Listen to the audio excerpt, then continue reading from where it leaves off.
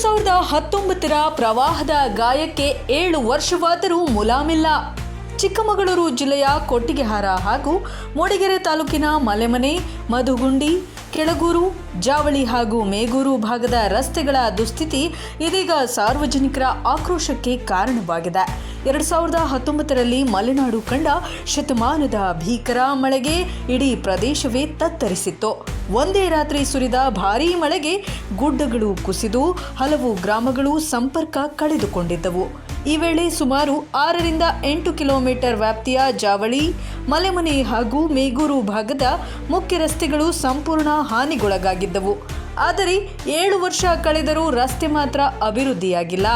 ಗುಂಡಿಗಳಿಂದ ತುಂಬಿರುವ ರಸ್ತೆಯಲ್ಲೇ ಗ್ರಾಮಸ್ಥರು ಸಂಚರಿಸುವ ಅನಿವಾರ್ಯತೆ ಎದುರಾಗಿದೆ. ಅದರಲ್ಲೂ ಶಾಲಾ ಮಕ್ಕಳು ಪ್ರತಿನಿತ್ಯ ಇದೇ ದುಸ್ಥಿತಿಯ ರಸ್ತೆಯಲ್ಲಿ ಪ್ರಯಾಣಿಸಬೇಕಾಗಿದೆ.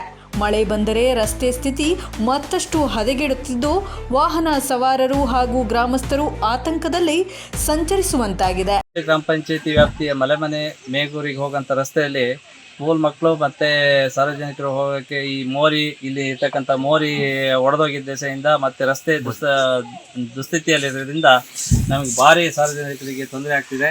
ಆದ್ದರಿಂದ ದಯಮಾಡಿ ಈ ರಸ್ತೆಗೆ ಜಾವಳಿಯಿಂದ ಹೊರಟ್ರೆ ಮೇಗೂರು, ಮಲೆಮನೆ, ಕೆಳಗೂರು ಲಿಂಕ್ ರಸ್ತೆ, ಈ ರಸ್ತೆಗೆ ಏನಾದರೂ ಮಾಡಿ ಶಾಸಕರು ಅಥವಾ ರಾಜಕೀಯ ವ್ಯಕ್ತಿಗಳು ಈ ರಸ್ತೆಗೆ ದಯವಿಟ್ಟು ಏನಾದರೂ ಒಂದು ಅನುದಾನ ಇಟ್ಟು ಈ ರಸ್ತೆಯನ್ನು ಅಭಿವೃದ್ಧಿಪಡಿಸಬೇಕಾಗಿ ನಾವು ಸಾರ್ವಜನಿಕರ ಮುಖಾಂತರ ಎಲ್ಲರೂ ನಾವು ಒಗ್ಗಟ್ಟಾಗಿ ಸ್ಕೂಲ್ ಮಕ್ಕಳಿಗೋಸ್ಕರ, ಸಾರ್ವಜನಿಕರಿಗೋಸ್ಕರ ನಾವಿಲ್ಲಿ ಇದನ್ನು ಕೇಳ್ಕೊಳ್ತಿದ್ದೀವಿ.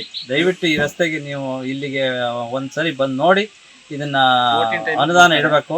ಇನ್ನು ರಸ್ತೆ ದುರಸ್ತಿ ಮಾಡಿಸುವಂತೆ ಹಲವು ಬಾರಿ ಮನವಿ ಮಾಡಿದರೂ ಪ್ರಯೋಜನವಾಗಿಲ್ಲ ಎಂಬುದು ಸ್ಥಳೀಯರ ಆರೋಪವಾಗಿದೆ. ಜನರ ಸಮಸ್ಯೆಗೆ ಸ್ಪಂದಿಸಬೇಕಾದ ಜನಪ್ರತಿನಿಧಿಗಳು ಹಾಗೂ ಅಧಿಕಾರಿಗಳು ಇನ್ನಾದರೂ ಎಚ್ಚೆತ್ತುಕೊಂಡು ರಸ್ತೆ ಅಭಿವೃದ್ಧಿಗೆ ಕ್ರಮ ಕೈಗೊಳ್ಳಬೇಕೆಂದು ಗ್ರಾಮಸ್ಥರು ಆಗ್ರಹಿಸಿದ್ದಾರೆ. 7 ವರ್ಷಗಳಿಂದ ಗುಂಡಿಗಳಲ್ಲೇ ಸಾಗುತ್ತಿರುವ ಜನರ ಬದುಕಿಗೆ ಯಾವಾಗ ಮುಕ್ತಿ ಸಿಗಲಿದೆ ಎಂಬುದೇ ಸದ್ಯದ ಪ್ರಶ್ನೆ. Public 18 Kannada news desk, Mudigere.